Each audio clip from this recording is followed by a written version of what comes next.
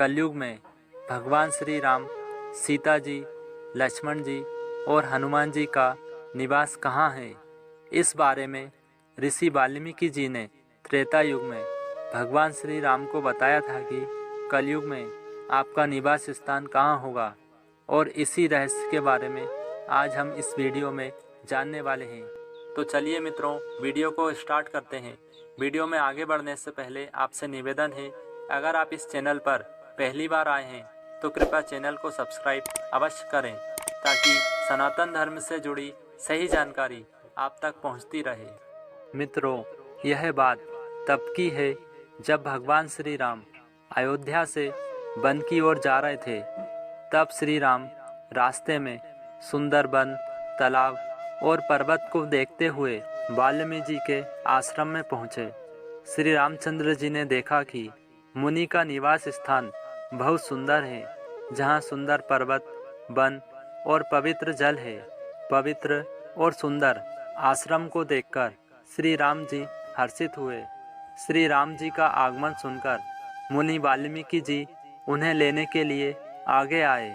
श्री रामचंद्र जी ने जब ऋषि वाल्मीकि जी को देखा तो उन्हें दंडवत प्रणाम किया। फिर श्री राम जी को मुनि सम्मान पूर्वक अपने आश्रम में ले गए।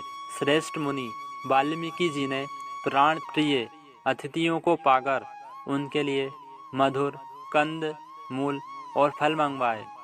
मधुर फल खाने के बाद श्री राम जी ने कहा, हे मुनिराज, आपके चरणों का दर्शन करने से आज हमारे सब पुण्य सफल हो गए। अब आप हृदय में समझकर वह स्थान हमें बतलाइए जहाँ मैं लक्ष्मण और सीता सहित निवास करूं।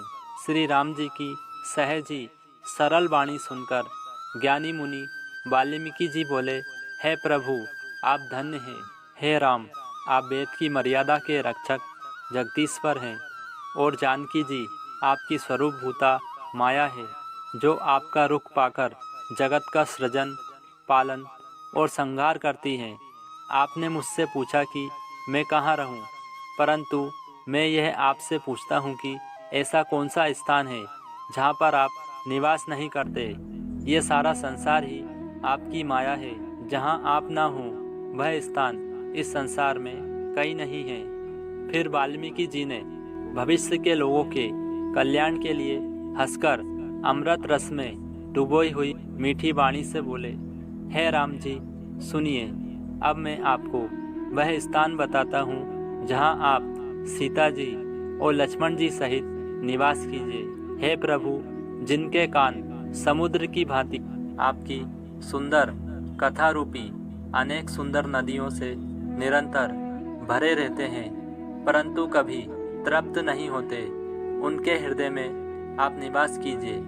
और जिन्होंने अपने नेत्रों को चातक बना रखा है, जो आपके दर्शन रूपी मेघ के लिए सदा ललायित रहते हैं, तथा जो कभी भारी भारी नदियों, समुद्रों और झीलों का निरादर करते हैं और आपके सौंदर्य की एक बूंद जल से सुखी हो जाते हैं।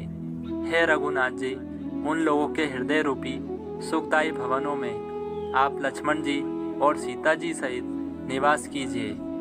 आपके यश रूपी निर्मल मानसरोवर में जिसकी जीभ हंसनी बनी हुई है, आपके गुण समूह रूपी मोतियों को चुगती रहती है।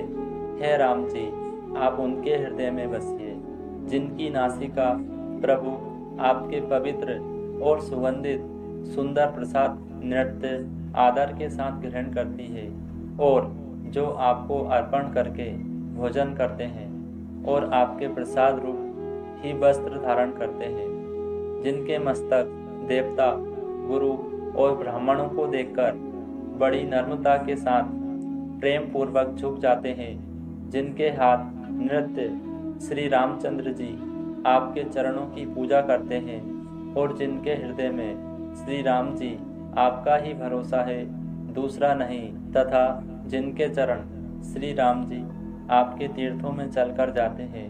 हे राम जी, आप उनके मन में निवास कीजिए, जो नृत्य आपके राम नाम रूप मंत्र को जपते रहते हैं और परिवार सहित आपकी पूजा करते हैं, जो अनेकों प्रकार से तर्पण और हवन करते हैं तथा ब्राह्मणों को भोजन कराकर बहुत दान देते हैं तथा जो गुरु को हृदय में आपसे भी अधिक बड़ा जानकर सर्वभाव से सम्मान कर कर उनकी सेवा करते हैं और ये सब कर्म करके सबका एकमात्र यही फल मांगते हैं कि श्री रामचंद्र जी के चरणों में हमारी प्रीति हो।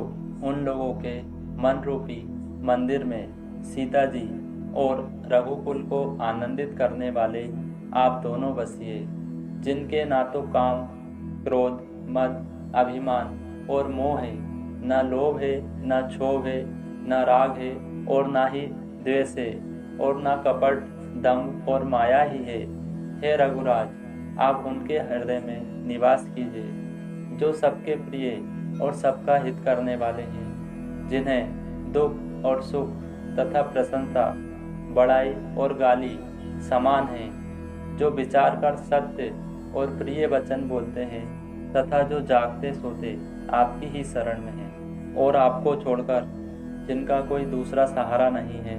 हे राम जी, आप उनके मन में बसिए, जो पराई स्त्री को जन्म देने वाली माता के समान जानते हैं और पराया धन जिन्हें विष से भी भारी विष लगता है, जो दूसरे की संपत्ति देखकर हर्षित होते हैं, दूसरे की विपत्ति देखकर विशेष रूप से दुखी होते हैं। और हे राम जी, जिन्हें आप प्राणों के समान प्यारे हैं, उनके मन आपके रहने योग्य शुभ भवन है। हे तात, जिनके स्वामी, सखा, पिता, माता और गुरु सब कुछ आप ही हैं, उनके मन रूपी मंदिर में सीता जी सहित आप दोनों भाई निवास कीजिए, जो अवगुणों को छोड़कर सबके गुणों को ग्रहण करते हैं, ब्राह्मण और गौओं के लिए संकट सहते हैं, नीति निपुणता में जिनकी जगत में मर्यादा है, उनका सुंदर मन आपका घर है, जो गुणों को आपका और दोषों को अपना समझता है,